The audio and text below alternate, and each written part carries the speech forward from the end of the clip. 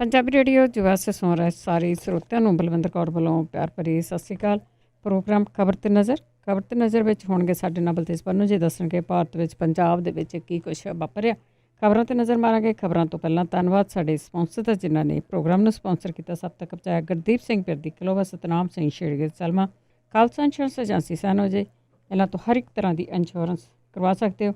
Jarnail Singh ਲੈਨਵੁੱਡ, Ranveer Singh Rana Bakersfield, Jagtar Singh Anandpuri ਫਰੀਮਾਰਟ, Manjeet Singh ਦੀਵਾਨਾ ਫਰੈਜ਼ਨੋ, ਸਰਬਜੀਤ ਸਿੰਘ ਟਰਲਕ।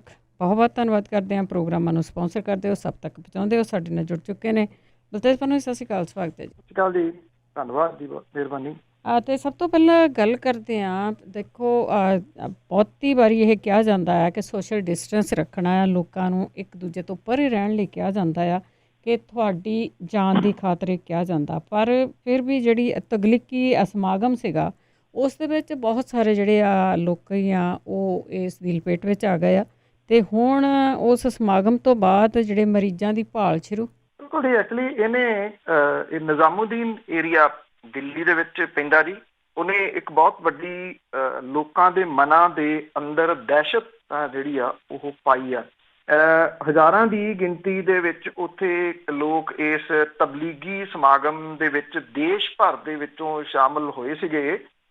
ਜਿਹੜਾ ਇਹ ਨਿਜ਼ਾਮੂਦੀਨ ਮਰਕਜ਼ ਦਾ ਮੌਲਾਨਾ ਹੈ, ਉਹਦੇ ਖਿਲਾਫ, ਉਹਦੇ ਕੁਝ ਸਾਥੀਆਂ ਦੇ ਖਿਲਾਫ ਮਾਮਲਾ ਦਰਜ ਹੋ ਗਿਆ ਔਰ ਜਾਂਚ ਜਿਹੜੀ ਆ ਉਹ ਅਪਰਾਧ ਸ਼ਾਖਾ ਨੂੰ ਭੇਜ ਦਿੱਤੀ ਹੈ ਜੀ। ਉਹਦਾ ਕਾਰਨ ਇਹ ਆ ਕਿ ਜਦੋਂ ਲੋਕਡਾਊਨ ਹੋ ਗਿਆ ਸੀਗਾ, 10 ਜਾਂ ਇਹਦੇ ਤੋਂ ਵੱਧ ਲੋਕ ਇਕੱਠੇ ਨਹੀਂ ਹੋ ਸਕਦੇ, ਤੇ ਉਹਨਾਂ ਨੇ ਇਹ ਜਿਹੜਾ ਤਬਲੀਗੀ ਸਮਾਗਮ ਸੀਗਾ ਇਹ ਜਾਰੀ ਕਿਉਂ ਰੱਖਿਆ।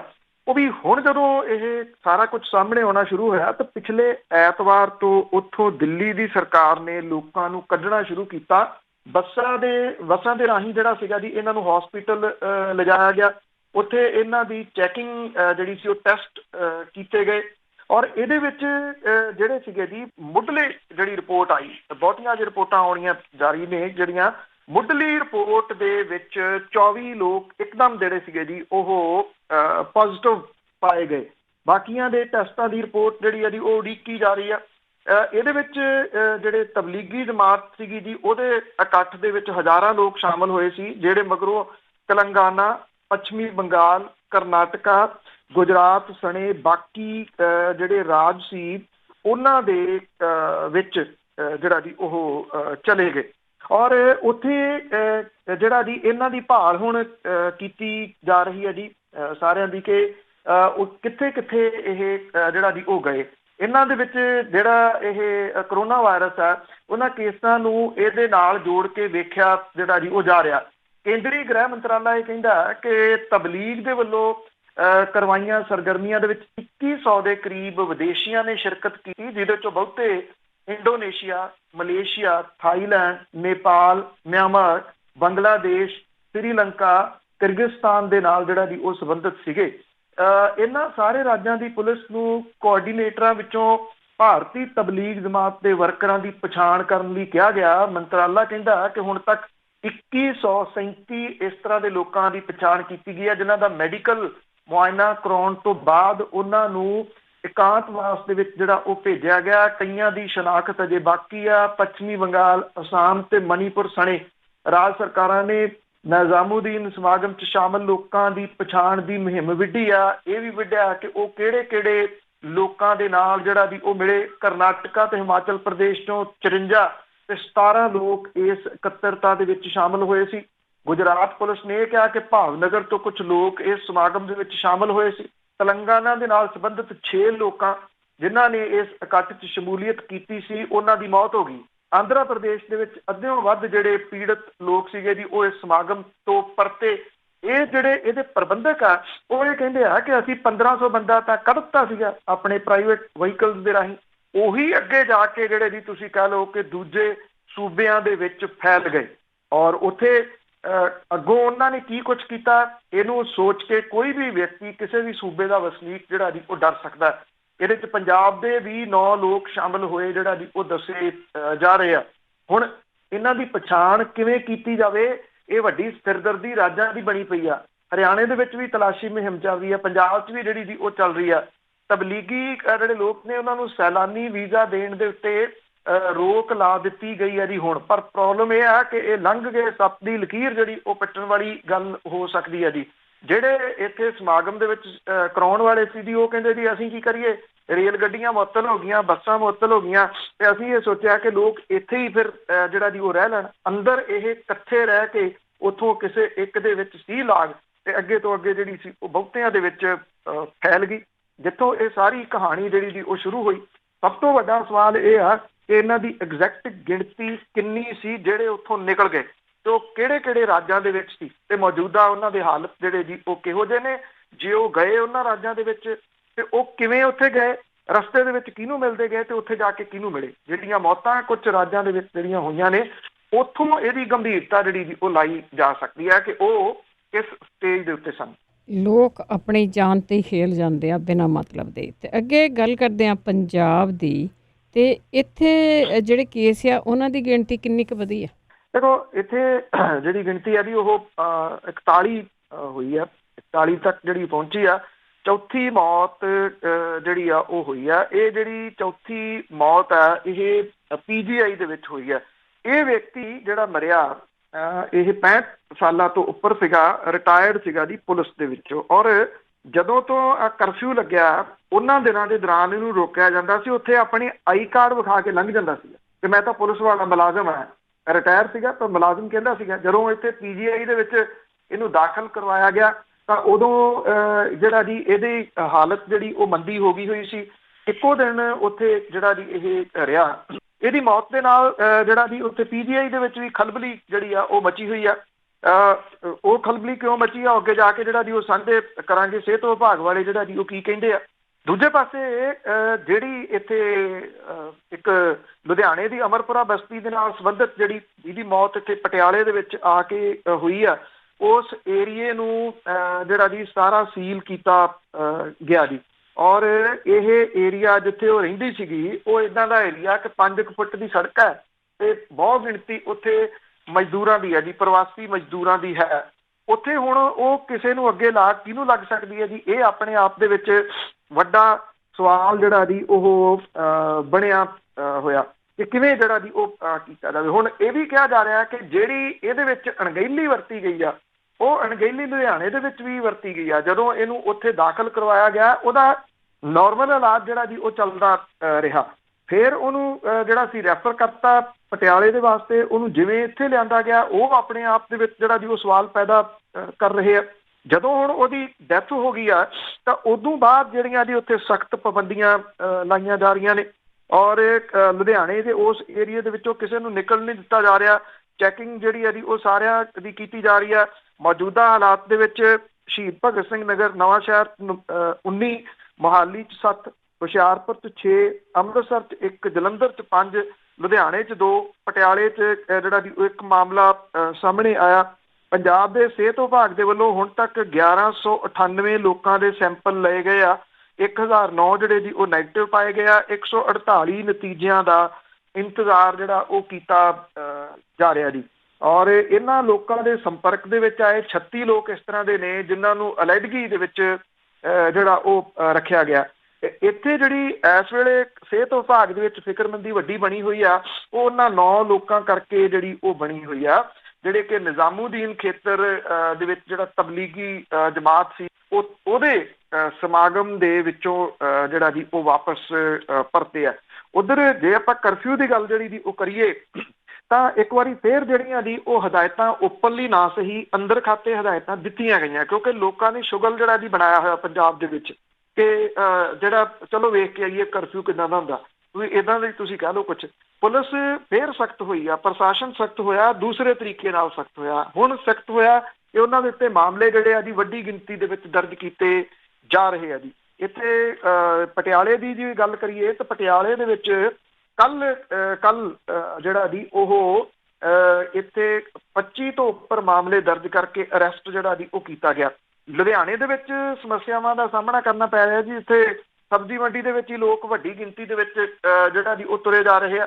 ਉੱਥੇ ਜਿਹੜਾ ਜੀ ਹੁਣ ਇੱਕ ਆਰਜੀ ਜੇਲ੍ਹ ਉੱਥੋਂ ਦਾ ਜਿਹੜਾ ਸਟੇਡੀਅਮ ਆ ਉਹਨੂੰ ਆਰਜੀ ਜੇਲ੍ਹ ਬਣਾਇਆ ਗਿਆ।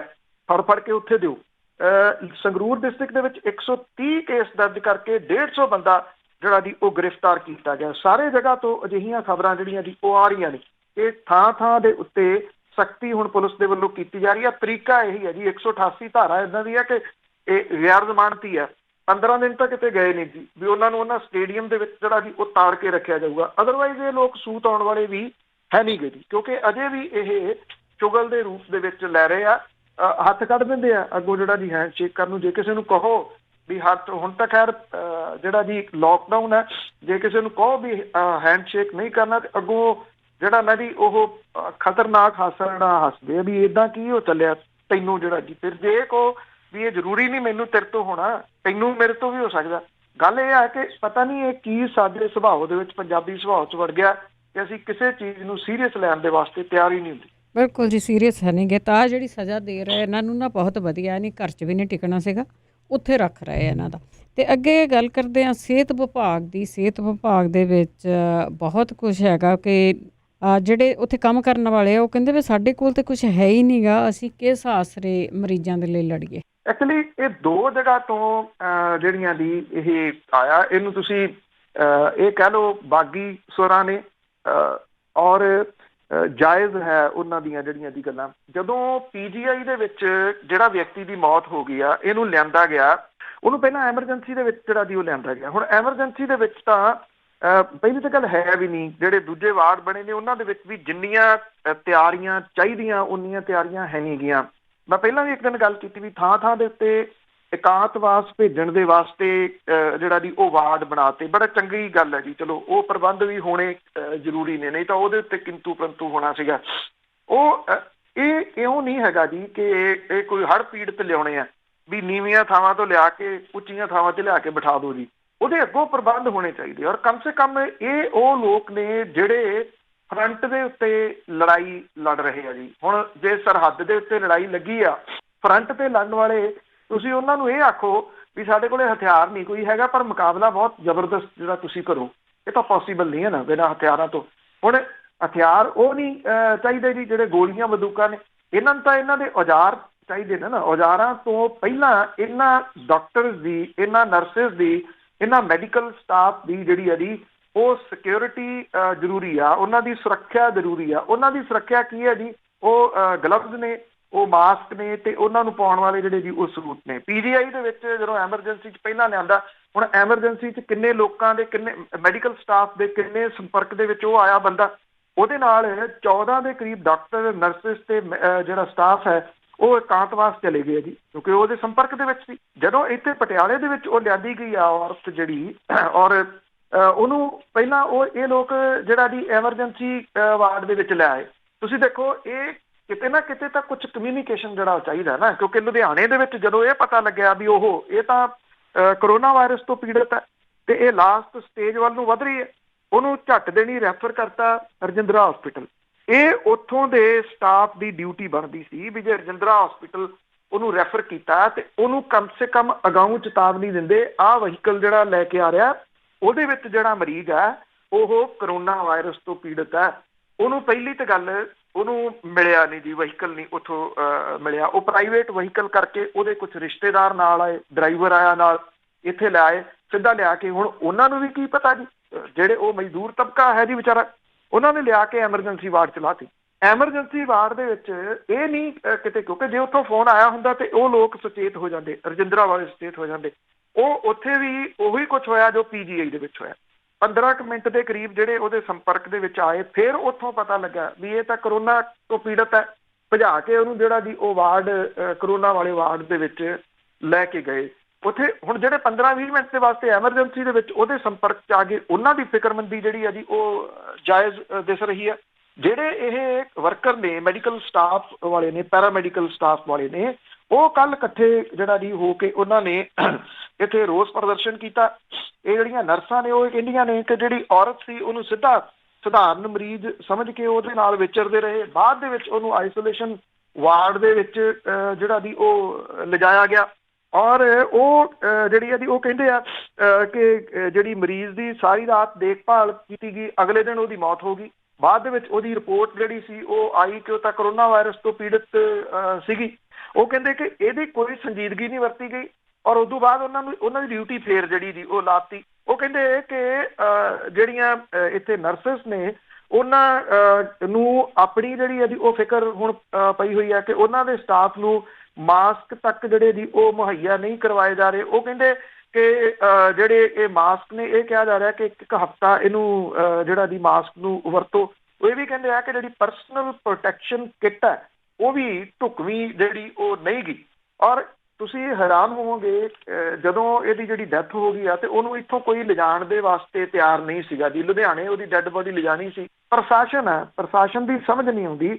ਉਹ ਹੁਣ ਜੇ ਉਹਦੇ ਉੱਥੇ ਕਿਹਦਾ ਕਿਸੇ ਨੇ ਸੰਸਕਾਰ 'ਚ ਸ਼ਾਮਲ ਹੋਣਾ ਸੀ ਜੀ। ਉਹਦੇ ਜਿਹੜੇ ਰਿਸ਼ਤੇਦਾਰ ਸੀ ਉਹਨਾਂ ਨੂੰ ਚੁੱਕਦੇ ਤੇ ਲਿਆ ਕੇ ਇੱਥੇ ਉਹਦਾ ਸੰਸਕਾਰ ਕਰ ਦਿੰਦੇ। ਜਦੋਂ ਕਿਸੇ ਐਂਬੂਲੈਂਸ ਨੇ ਉਹਨੂੰ ਲਿਜਾਣ ਤੋਂ ਨਾ ਕੀਤੀ ਤੇ ਇੱਥੋਂ ਜਿਹੜੀ ਇੱਥੇ ਸ਼ਮਸ਼ਾਨ ਘਾਟ ਦੇ ਵਿੱਚ ਗੱਡੀ ਹੁੰਦੀ ਆ ਉਹ ਪ੍ਰਸ਼ਾਸਨ ਨੇ ਕੀਤੀ। ਉਹਦੇ ਡਰਾਈਵਰ ਨੂੰ ਜਿਹੜਾ ਜੀ ਭੇਜਿਆ ਇਹ ਡੈੱਡ ਬੋਡੀ ਦੇ ਕੇ ਉਹ ਉੱਥੇ ਲੁਧਿਆਣੇ ਛੱਡ ਕੇ ਆਇਆ। ਜਦੋਂ ਉਹ ਆਇਆ ਤੇ ਕਹਿੰਦੇ ਜੀ ਗੱਡੀ ਇੱਥੇ ਖੜੀ ਕਰਦੇ, ਇਹਨੂੰ ਸੈਨੀਟਾਈਜ਼ ਕਰਾਂਗੇ ਸਵੇਰੇ ਤੇ ਤੂੰ ਬਈ ਆਪਣੇ ਜਾ ਕੇ ਜਿਹੜਾ ਮਿਲਣਾ ਨਹੀਂ ਇਹਦੇ ਘਰਦਿਆਂ ਨੂੰ 14 ਦਿਨ ਵੱਖਰਾ ਰਹਿਣਾ। ਉਹ ਬੰਦਾ ਸ਼ਮਸ਼ਾਨ ਘਾਟ ਦੇ ਵਿੱਚ ਰਹਿੰਦਾ ਤੇ ਉੱਥੇ ਇੱਕ ਕਮਰੇ ਦੇ ਵਿੱਚ ਉਹਦਾ ਪਰਿਵਾਰ ਤੇ ਉਹਦੇ ਬੱਚੇ ਨਾਲ ਰਹਿੰਦੇ। ਉਹ ਵਿਚਾਰੇ ਨੇ ਇਕਾਂਤਵਾਸ ਕਿੱਥੇ ਜਾਣਾ, ਕੀ ਕਰਨਾ, ਇਹ ਪ੍ਰਸ਼ਾਸਨ ਦੇ ਹਾਲ ਨੇ। ਬਿਲਕੁਲ ਪ੍ਰਸ਼ਾਸਨਾਂ ਸਾਰਿਆਂ ਦੇ ਇਹੀ ਹਾਲ ਹੀ ਆ। ਤੇ ਅੱਗੇ ਪਠਲਾਵੇ ਵਾਲੇ ਬਲਦੇਵ ਸਿੰਘ ਦੀ ਜੇ ਗੱਲ ਕਰੀਏ, ਪਿੰਡ ਨੂੰ ਬਹੁਤ ਬਦਨਾਮ ਕੀਤਾ ਗਿਆ। ਇੱਕ ਲੰਬੂ ਜਿਹਾ ਕੋਈ ਗਾਇਕ ਹੈਗਾ ਆ ਪਿੱਛੇ ਜਿਹੇ ਵੀ ਉਹਦੀਆਂ ਬਹੁਤ ਕੁਛ ਜਿਹੜਾ ਇਸ ਤਰ੍ਹਾਂ ਦਾ ਕੀਤਾ ਆ ਤੇ ਉਸਨੇ ਉਸਨੂੰ ਬੜਾ ਬਦਨਾਮ ਕੀਤਾ ਤੇ ਹੁਣ ਪਿੰਡ ਵਾਲਿਆਂ ਨੇ ਮੁੱਖ ਮੰਤਰੀ ਨੂੰ ਚਿੱਠੀ ਲਿਖੀ ਆ ਕਿ ਤੁਸੀਂ ਇਸ ਨੂੰ ਪ੍ਰਮੋਟ ਕਰ ਰਹੇ ਹੋ ਇਸ ਦਾ ਗਾਣਾ। ਦੇਖੋ ਜਿਹੜੇ ਪਠਲਾਵਾ ਪਿੰਡ ਵਾਲੇ ਆ ਨਾ ਜੀ ਐਕਚੁਅਲੀ ਉਹ ਕਈ ਤਰ੍ਹਾਂ ਦੀਆਂ ਮੁਸ਼ਕਲਾਂ ਦਾ ਸ਼ਿਕਾਰ ਨੇ ਜੀ। ਇੱਕ ਤਾਂ ਪਿੰਡ ਜਿਹੜਾ ਜੀ ਉਹ ਵਿਸ਼ਵ ਪੱਧਰ ਦੇ ਉੱਤੇ ਉਹਦਾ ਚਰਚਾ ਹੋ ਰਿਹਾ। ਹੁਣ ਪਿੰਡ ਵਾਲਿਆਂ ਦਾ ਇਹਦੇ ਵਿੱਚ ਕੀ ਕਸੂਰ ਆ ਜੀ, ਬਲਦੇਵ ਸਿੰਘ ਦਾ ਇਹਦੇ ਵਿੱਚ ਕੀ ਕਸੂਰ ਆ? ਇਹ ਤਾਂ ਕਿਹਾ ਜਾ ਰਿਹਾ ਜੀ ਉਹ ਭੱਜ ਗਿਆ ਜੀ, ਉਹ ਹੋ ਗਿਆ ਜੀ, ਆਹ ਹੋ ਗਿਆ। ਜਿਹੜਾ ਜਲੰਧਰ ਦੇ ਵਿੱਚ ਜਿੱਥੇ ਇਹ ਦਾਖਲ ਕੀਤਾ ਗਿਆ ਸੀ ਹਸਪੀਟਲ 'ਚ, ਪ੍ਰਾਈਵੇਟ ਹਸਪੀਟਲ ਹੈ, ਵੱਡੇ ਲੋਕਾਂ ਦਾ ਵੱਡਾ ਹਸਪੀਟਲ ਹੈ, ਉਹਨੂੰ ਕੋਈ ਨਹੀਂ ਪੁੱਛ ਰਿਹਾ ਕਿ ਉਹਨੂੰ ਕਿਉਂ ਜਾਣ ਦਿੱਤਾ, ਉਹਨੂੰ ਉੱਥੇ ਕਿਉਂ ਰੱਖਿਆ ਗਿਆ। ਕਿਉਂਕਿ ਉਹ ਹੋ ਨਹੀਂ ਸਕਣਾ। ਉਹ ਇਸ ਕਰਕੇ ਨਹੀਂ ਹੋ ਸਕਣਾ ਕਿ ਉਹ ਲੋਕ ਅਪਰੋਚ ਵਾਲੇ ਨੇ। ਇਸ ਕਰਕੇ ਸਾਰਾ ਕੁਝ ਜਿਹੜਾ ਜੀ ਉਹ ਸੁੱਟਿਆ ਜਾ ਰਿਹਾ ਪਠਲਾਵਾ ਪਿੰਡ ਦੇ ਉੱਤੇ। ਇਹ ਵਿਚਾਰੇ ਦੀਨ ਦੁਨੀਆ ਨਾਲੋਂ ਕੱਟੇ ਪਏ ਆ ਜੀ। ਇਹ ਸਾਰੇ ਪਿੰਡ ਦੁਆਬੇ ਦੇ ਕੋਈ 15 ਦੇ ਕਰੀਬ ਪਿੰਡ ਨੇ। ਹੁਸ਼ਿਆਰਪੁਰ ਡਿਸਟ੍ਰਿਕਟ ਦੇ ਅੱਧੀ ਦਰਜਨ ਤੋਂ ਉੱਪਰ ਦੇ ਪਿੰਡ ਨੇ। ਚੰਗੀ ਗੱਲ ਹੈ ਜੇ ਆਪਾਂ ਸਿਹਤ ਦੇ ਪੱਖ ਤੋਂ ਦੇਖੀਏ, ਇਹਨਾਂ ਦੀ ਜਾਂਚ ਵਗੈਰਾ ਜਿਹੜੀ ਜੀ ਉਹ ਕੀਤੀ ਜਾ ਰਹੀ ਆ, ਉਹ ਵੀ ਹੋਣੀ ਚਾਹੀਦੀ ਆ। ਔਰ ਜਿਹੜੇ ਸਿਹਤ ਵਿਭਾਗ ਦੇ ਕਰਮਚਾਰੀ ਉੱਥੇ ਕੰਮ ਕਰ ਰਹੇ ਆ ਜੀ, ਉਹਨਾਂ ਦੀ ਜੀ ਜਿਹੜਾ ਉੱਥੇ ਜਿੰਨੇ ਵੀ ਜਿਹੜਾ ਜੀ ਉਹ ਕੰਮ ਕਰ ਰਹੇ ਆ, ਜਿਹੜੇ ਇੱਥੇ ਸਿਹਤ ਵਿਭਾਗ ਦੇ ਜੀ, ਉਹ ਕਮਾਲ ਦਾ ਕੰਮ ਕਰ ਰਹੇ ਆ। ਉਹ ਇਸ ਕਰਕੇ ਜਿਹੜਾ ਜੀ ਕਿ ਕਮਾਲ ਇਸ ਕਰਕੇ ਕਿ ਉਹ ਲੱਭਣ ਦੀ ਕੋਸ਼ਿਸ਼ ਦੇ ਵਿੱਚ ਨੇ। ਦੇਖੋ ਅਜਿਹੇ ਪਿੰਡਾਂ ਦੇ ਵਿੱਚ ਕੰਮ ਕਰਨਾ ਜਿੱਥੇ ਸਾਰਾ ਹੀ ਕੱਟ ਆਫ ਹੋਇਆ ਪਿਆ, ਉੱਥੋਂ ਦੇ ਜਿਹੜੇ ਨੌਜਵਾਨ ਨੇ ਪਿੰਡ ਦੇ ਉਹ ਆਪਣੇ ਪਿੰਡਾਂ ਦੀ ਮਦਦ ਕਰ ਰਹੇ ਆ। ਕਿਸੇ ਨੂੰ ਗਰੀਬ ਨੂੰ ਭੁੱਖਾ ਨਹੀਂ ਮਰਨ ਦੇ ਰਹੇ। ਦੁਕਾਨਾਂ ਛੋਟੀਆਂ ਸਾਰੀਆਂ ਬੰਦ ਹੋ ਚੁੱਕੀਆਂ ਹੋਈਆਂ ਨੇ ਕਿਸੇ ਨਾ ਕਿਸੇ ਰੂਪ ਦੇ ਵਿੱਚ। ਉਹ ਚਾਹੇ ਸੈਨੀਟਾਈਜ਼ਰ ਲਿਆਉਣ ਵਾਲੀ ਗੱਲ ਹੈ, ਮਾਸਕ ਜਿਹੜੇ ਉਹ ਪ੍ਰੋਵਾਈਡ ਕਰਨ ਵਾਲੀ ਗੱਲ ਹੈ, ਬਹੁਤ ਸਾਰਾ ਕੁਝ ਉਹ ਆਪਣੇ ਤੌਰ ਦੇ ਉੱਤੇ ਕਰ ਰਹੇ ਆ। ਤੇ ਜਿਹੜੇ ਸਰਕਾਰ ਹੈ ਜੀ, ਸਰਕਾਰਾਂ ਨੇ ਉਹਨਾਂ ਨੂੰ ਬਾਂਹ ਜਿਹੜੀ ਜੀ ਇਸ ਮੌਕੇ ਦੇ ਉੱਤੇ ਫੜਨੀ ਇਸ ਪੱਖੋਂ ਚਾਹੀਦੀ ਆ ਇਹਨਾਂ ਪਿੰਡਾਂ ਦੀ ਕਿ ਕਮ ਸੇ ਕਮ ਇਹ ਕਿਤੇ ਮਾਨਸਿਕ ਰੋਗੀ ਨਾ ਬਣ ਜਾਣ। ਕਿਉਂਕਿ ਜਦੋਂ ਚੁਫੇਰੇ ਤੋਂ ਉਹਨਾਂ ਦੇ ਉੱਤੇ ਹਮਲੇ, ਇੱਕ ਤਾਂ ਬਿਮਾਰੀ ਜਿਹੜੀ ਉਹੋ ਜੀ ਵਾਇਰਸ ਜਿਹੜਾ ਜੀ ਆ ਗਿਆ, ਉਹਦੇ ਤੋਂ ਉਹਨਾਂ ਨੂੰ ਡਰ ਲੱਗ ਰਿਹਾ। ਇਹ ਨਹੀਂ ਪਤਾ ਕਿ ਕਦੋਂ ਕਿਹਦੇ ਵਿੱਚ ਕਿਹੜੀ ਨਿਕਲ ਆਉਣੀ ਹੈ। ਦੂਜੇ ਪਾਸੇ ਇੱਕ ਜਿਹੜਾ ਸਿੰਗਰ ਹੈ ਉਹਦੇ ਤੋਂ ਗਵਾਤਾ ਪੁਲਿਸ ਨੇ। ਔਰ ਜੇ ਤੁਸੀਂ ਉਹ ਗੀਤ ਦੇਖਦੇ ਹੋ, ਸਟਾਰਟਿੰਗ ਦੇ ਵਿੱਚ ਪੁਲਿਸ ਦਾ ਹੀ ਲੋਗੋ ਆਉਂਦਾ, ਪੰਜਾਬ ਪੁਲਿਸ ਦਾ, ਔਰ ਉਹਦੇ ਵਿੱਚ ਜਿਹੜੀਆਂ ਫੋਟੋਆਂ ਦਿਖਾ ਕੇ ਪਿੰਡ ਦੀਆਂ ਤੇ ਉਹ ਬਲਦੇਵ ਸਿੰਘ ਦੀਆਂ ਜਿਹੜੀਆਂ ਫੋਟੋਆਂ ਦਿਖਾ ਕੇ ਉਹਨੂੰ ਇਹ ਕਿਹਾ ਜਾ ਰਿਹਾ ਜੀ ਵੀ ਇਹ ਲੈ ਕੇ ਆਇਆ ਸਾਰੀ ਬਿਮਾਰੀ। ਹੁਣ ਦੇਖੋ ਚਾਈਨਾ ਦੇ ਵਿੱਚ ਸਭ ਤੋਂ ਵੱਧ ਨੁਕਸਾਨ ਹੋਇਆ, ਇਟਲੀ ਦੇ ਵਿੱਚ ਸਭ ਤੋਂ ਵੱਧ ਨੁਕਸਾਨ ਹੋਇਆ। ਇਸ ਵੇਲੇ USA ਜਿਹੜਾ ਜੀ ਉਹ ਤੁਸੀਂ ਕਹਿ ਦਿਓ ਕਿ ਫਾਹੇ ਟੰਗਿਆ ਪਿਆ ਵਿਚਾਰਾ। ਤੁਸੀਂ ਕਿਸੇ ਜਗ੍ਹਾ ਦੇ ਉੱਤੇ ਦੇਖਿਆ ਕਿ ਚਾਈਨਾ ਦੇ ਵਿੱਚ ਕੋਈ ਗਾਣਾ ਨਿਕਲਿਆ ਹੋਵੇ ਤੇ ਇਹ ਕਿਹਾ ਹੋਵੇ ਕਿ ਆਹ ਫਲਾਨੇ ਬੰਦੇ ਨੇ ਇਹ ਸਾਰਾ ਨੁਕਸਾਨ ਕਰਤਾ। ਇਟਲੀ ਵਾਲਿਆਂ ਦਾ ਨੁਕਸਾਨ ਇੱਕ ਬੰਦੇ ਨੇ ਕਰਤਾ ਜਾਂ USA ਦਾ ਨੁਕਸਾਨ ਕਿਸੇ ਇੱਕ ਨੇ ਕਰਤਾ। ਜੇ ਇਹਨਾਂ ਮੁਲਕਾਂ ਦੇ ਵਿੱਚ ਇੰਨਾ ਜਿੱਥੇ ਨੁਕਸਾਨ ਹੋ ਰਿਹਾ, ਉੱਥੇ ਕਿਸੇ ਇੱਕ ਨੂੰ ਦੋਸ਼ੀ ਨਹੀਂ ਠਹਿਰਾਇਆ ਜਾ ਰਿਹਾ ਤੇ ਇੱਥੇ ਇਹ ਚੀਜ਼ ਉਹ ਕਿਉਂ ਜਿਹੜੀ ਉਹ ਕੀਤੀ ਜਾ ਰਹੀ ਹੈ, ਇਹ ਉਹਨਾਂ ਦੇ ਸਵਾਲ ਜਾਇਜ਼ ਨੇ। ਉਹਨਾਂ ਨੇ ਮੁੱਖ ਮੰਤਰੀ ਨੂੰ ਚਿੱਠੀ ਜਿਹੜੀ ਹੈ ਜੀ ਉਹ ਲਿਖੀ ਆ ਤੇ ਇਹਦਾ ਦੱਸਿਆ ਜਿਹੜਾ ਜੀ ਉਹ ਜਾਵੇ ਕਿ ਅਜਿਹਾ ਕਿਉਂ ਕੀਤਾ ਜਾ ਰਿਹਾ ਜੀ। ਸਵਾਲ ਉਹਨਾਂ ਦਾ ਜਾਇਜ਼ ਆ ਔਰ ਉਹਦੇ ਵਿੱਚ ਉਹਨੂੰ ਵਿਲਨ ਕਿਉਂ ਬਣਾਇਆ ਗਿਆ। ਔਰ ਉਹਨਾਂ ਨੇ ਇਹ ਵੀ ਕਿਹਾ ਕਿ ਇਹ ਗਾਣਾ ਦੇਖੋ, ਉਹਨੂੰ ਜਿਹੜੇ ਪੰਜਾਬ ਪੁਲਿਸ ਦੇ ਮੁਖੀ ਨੇ ਉਹਨਾਂ ਨੇ ਆਪਣੇ ਟਵਿੱਟਰ ਹੈਂਡਲ ਤੋਂ ਸ਼ੇਅਰ ਕੀਤਾ।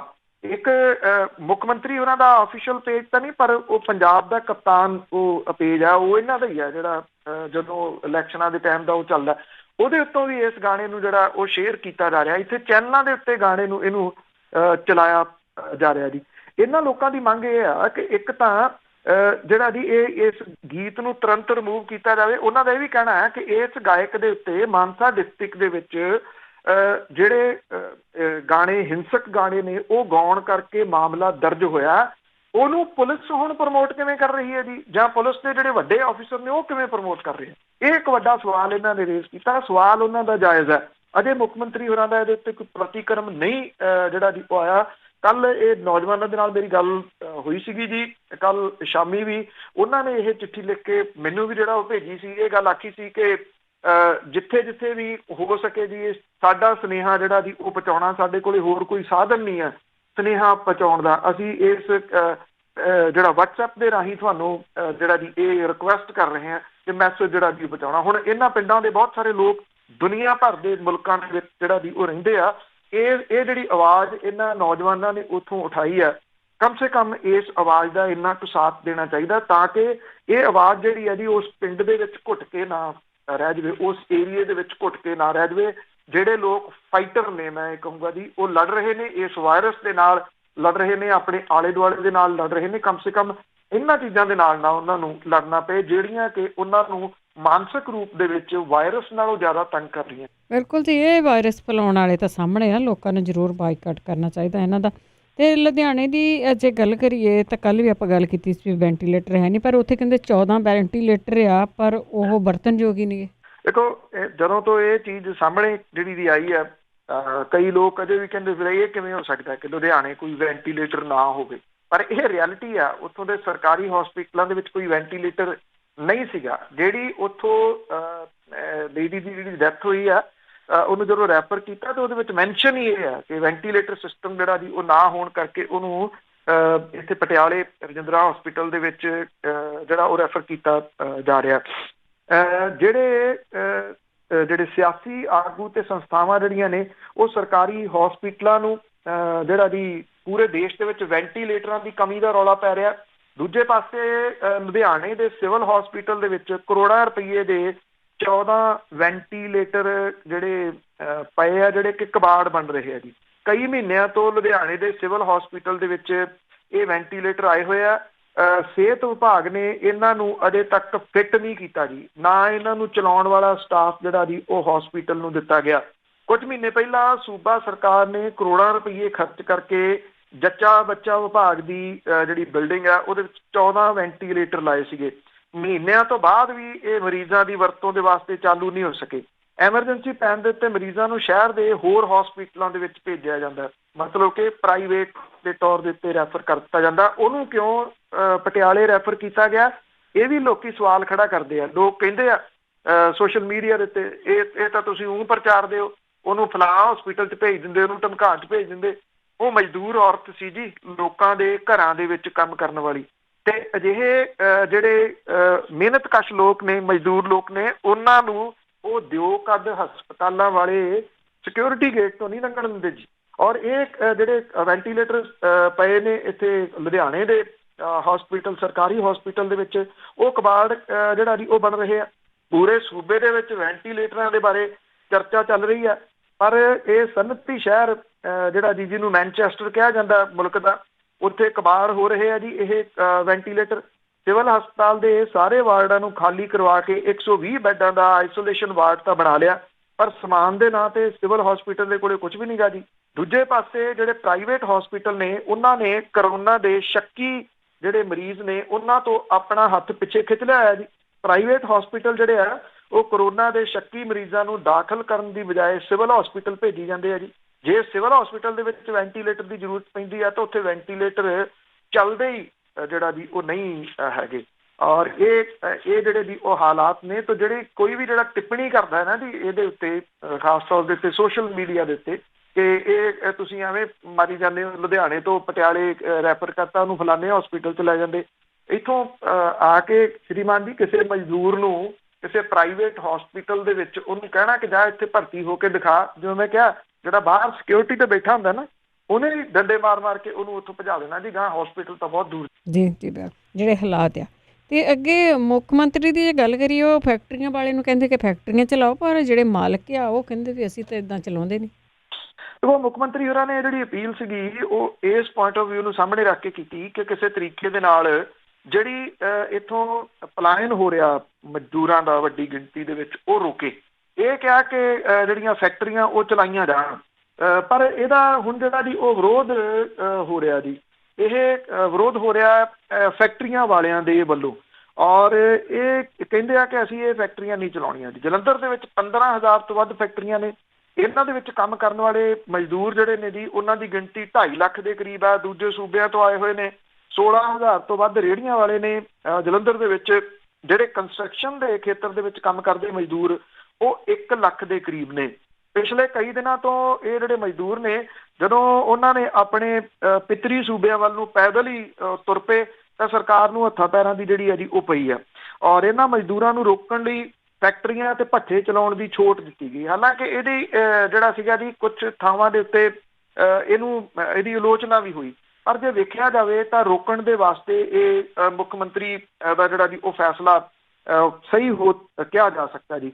ਇਹ ਵੀ ਕਿਹਾ ਉਹਨਾਂ ਨੇ ਕਿ ਮਜ਼ਦੂਰਾਂ ਨੂੰ ਸਰਕਾਰ ਦੇ ਵੱਲੋਂ ਰਾਸ਼ਨ ਤੇ ਰਹਿਣ ਦਾ ਪ੍ਰਬੰਧ ਕਰਨ ਦਾ ਭਰੋਸਾ ਵੀ ਦਵਾਇਆ ਗਿਆ। ਇਹਦੇ ਬਾਵਜੂਦ ਮਜ਼ਦੂਰ ਇਹ ਹੁਣ ਇੱਥੇ ਰੁਕਣ ਦਾ ਨਾਮ ਜਿਹੜਾ ਜੀ ਉਹ ਨਹੀਂ ਲੈ ਰਹੇ।